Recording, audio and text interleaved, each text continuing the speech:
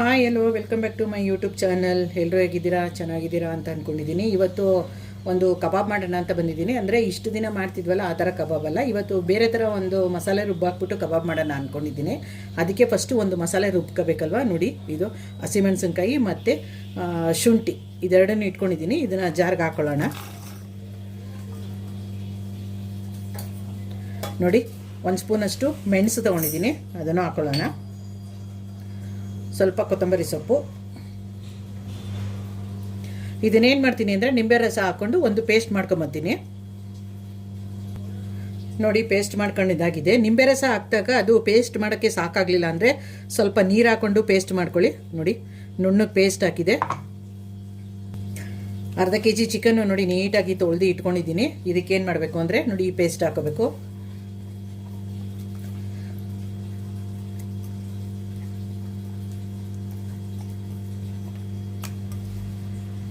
Paste ಹಾಕೊಂಡಿದ್ದಾಗಿದೆ. Salt ಹಾಕೊಳ್ಳೋಣ, ಮತ್ತು ಕರಿಬೇವು ಮತ್ತು ಕೊತ್ತಂಬರಿ ಸೊಪ್ಪು.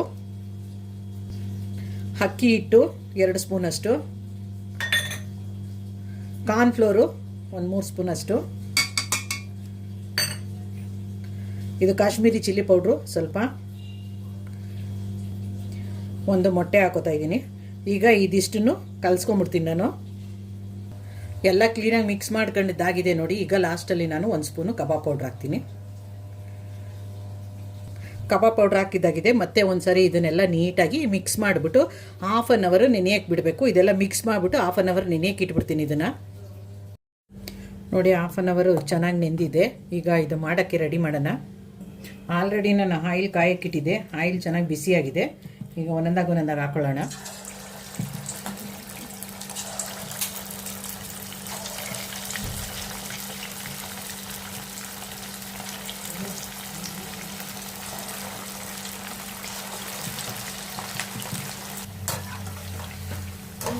ಸ್ವಲ್ಪ ಕ್ರಿಸ್ಪಿಯಾಗಿ ಬೇಯಲಿ. ಇದು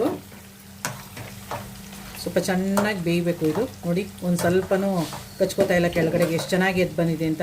ಇದು ಸ್ವಲ್ಪ ಚೆನ್ನಾಗಿ ಬೇಯಲಿ. ಇದು ನೋಡಿ, ಎಲ್ಲ ಬೆಂದಿದೆ ಚೆನ್ನಾಗಿ. ತಕ್ಕೊಂಬಿಡೋಣ ಈಗ ಇದನ್ನು.